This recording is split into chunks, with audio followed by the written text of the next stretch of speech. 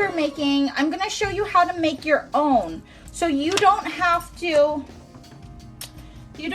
worry about, I'm going to do that so it's out of the way, and the light's a little better. Okay, you don't have to worry about, if you're not into books and stuff, like these are all Ender Games kind of things, or Hunger Games. And then here's, if you like Cassandra Clare's books, but I'm going to show you how to make your own designs. So if you were giving it to maybe a friend to celebrate a certain date, or you have an image you want to use, it's easy to do that. So you can do pretty much anything.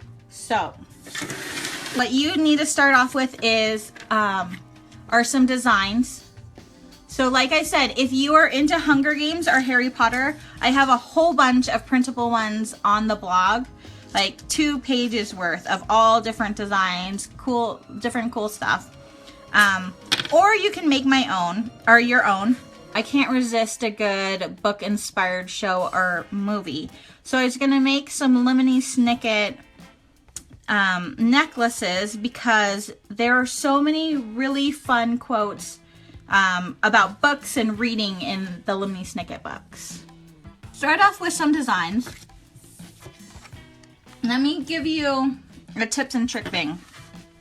You can print them on regular old paper, but I think it does better if you print it on photo paper. And even better than that, I think that if you print it on, if you have it printed by an actual, place, I just printed these at Walgreens, you know, just a Photoshop, then you will be able, then it'll last a little bit better. Let me show you what I mean. So these ones I printed on my color inkjet printer, and you can see some of them did great. Like the black and white did fine, but you can see how the red kind of ran. You see how it bled a little bit? So if you have an inkjet printer at home, I recommend just sending it out and paying the 25 cents to get it printed. Like this one, it looks fine, no bleeding there, but for some reason the red kind of ran a little bit. And you can see it looks fine when it's printed, but when you add the stuff to make it hard and glossy, then then it'll run. You start with your image, and then you also need, you don't need it, but I recommend it, because you can use scissors, but it's way easier to use a punch. And when I looked on Amazon today, the size you need, which is a 1-inch circle punch, was $6. So totally worth it. Unless you have a super steady hand, then you can do it that way too. And then, let me show you how this works. I'll do an example of this one. So these are some Ender Games ones. You just kind of put it in and punch it.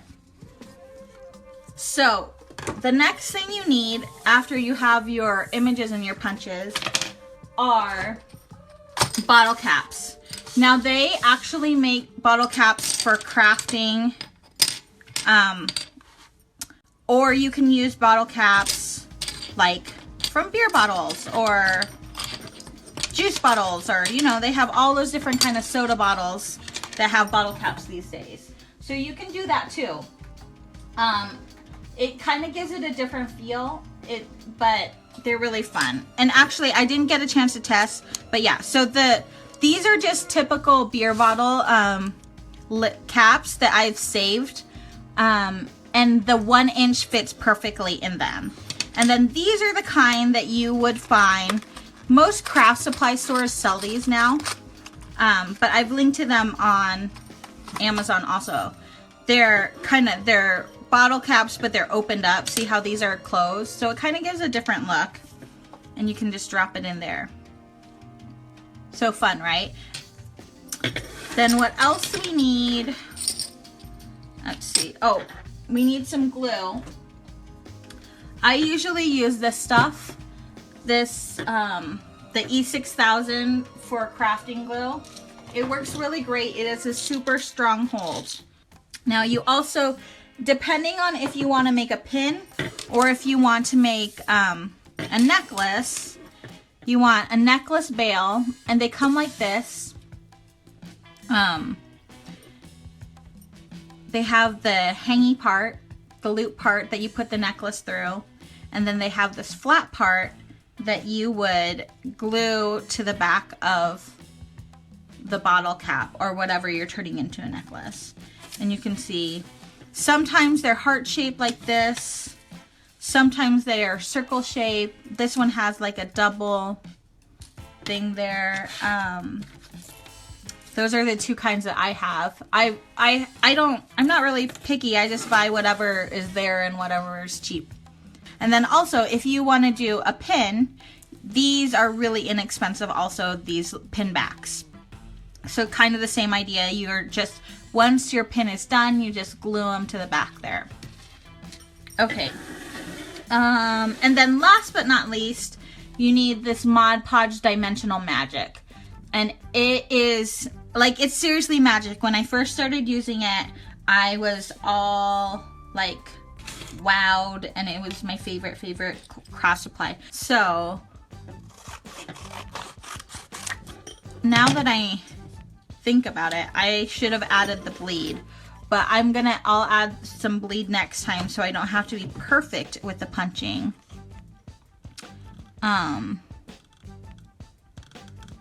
But you just kind of line it up and punch. Oh, look at that, was pretty good though. Are you guys impressed?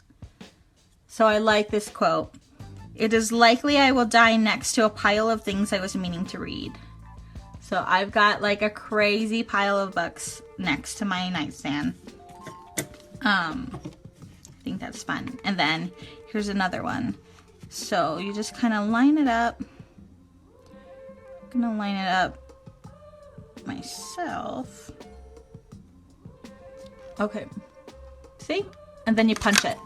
Hey, I think I'm gonna use the regular, like the recycled bottle caps, because I think they're really, I love the idea of kind of repurposing supplies.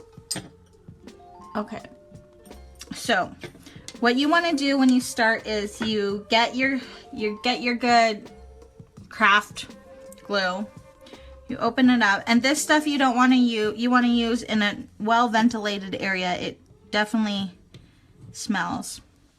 You just kind of put it on, and then it always seems to ooze out. So you put the cap on as soon as possible. And somehow they make these caps so that they don't stick to the glue. I don't know. It's some kind of crazy magic, but it works. So then you just stick your design in, and you kind of smush it around. It kind of pat it so that it goes in. That's what we're using for that step. Pat it to go in. And depending on your bottle cap, these ones are, you can see when you use the thing to pop it open, it kind of got a little dented there. So I'm gonna do, I think I'll do one in the other kind just so you can see the difference. So the other kind are easier to use, but they don't have the same fun recycling element.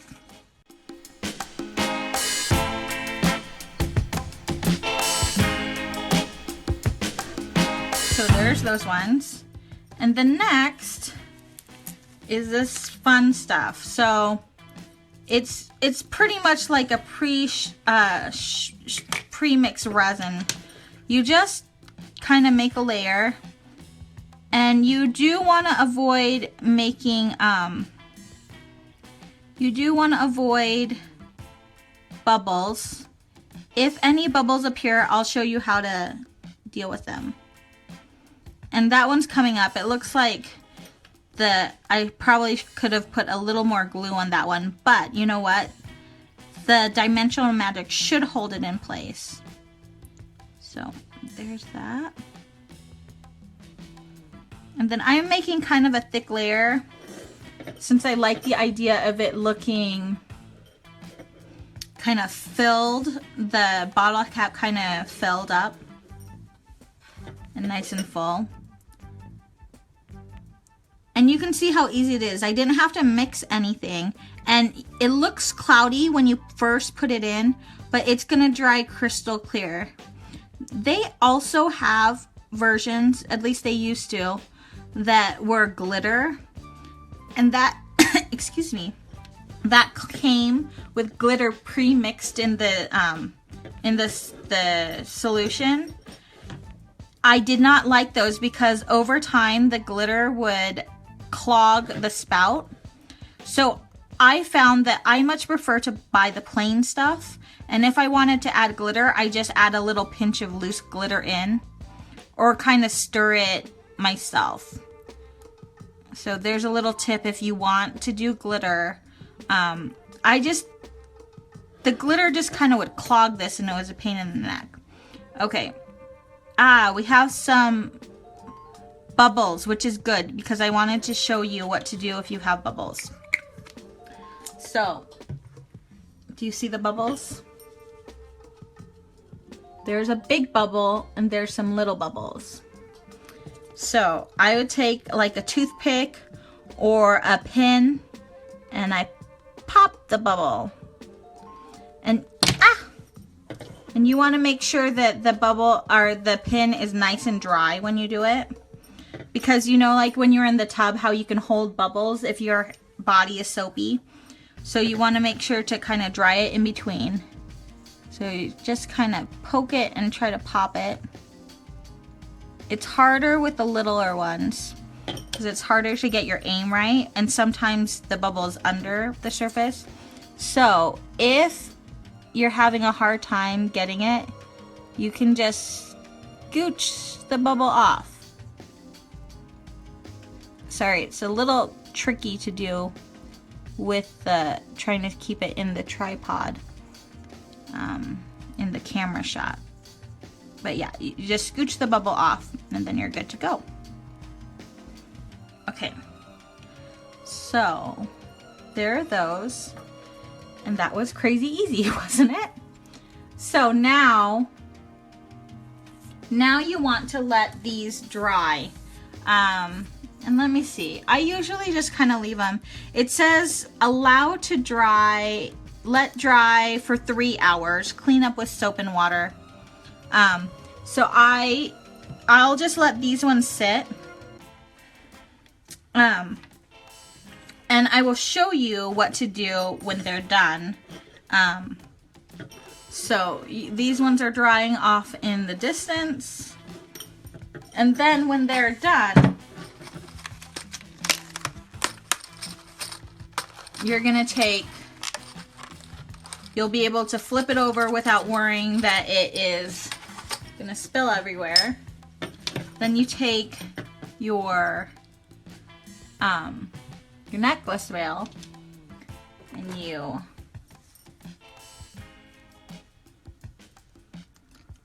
take your good strong glue, and I like to put it actually on the necklace part.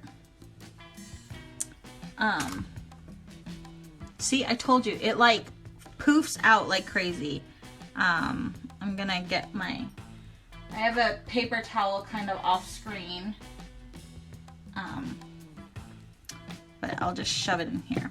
So there's the glue on there, and then you just kind of position it there. Now the key when you're actually doing it with the pin is that you just want to make sure that that it is positioned in the up position, so that when it's hanging, it has the words or the design facing the correct direction. Does that make sense? Okay, so then you just let this one sit again, and then it's ready to thread on a necklace. Now, if you want to use the pin back, pretty much the exact same thing. I'll do this on one of the other styles. So I'm just gonna do it directly on here. I'm gonna learn from last time and have the bottle cap right, or the glue cap right there. And then you, again, make sure that it's facing the direction you want. Since these ones are empty, it doesn't really matter, but just kind of press it in and then let it sit. And this glue is super strong, so it'll hold it really nicely. So you can see that this one is already starting to clear up. When we first put them in, it was kind of cloudy, and now it's already starting to clear up.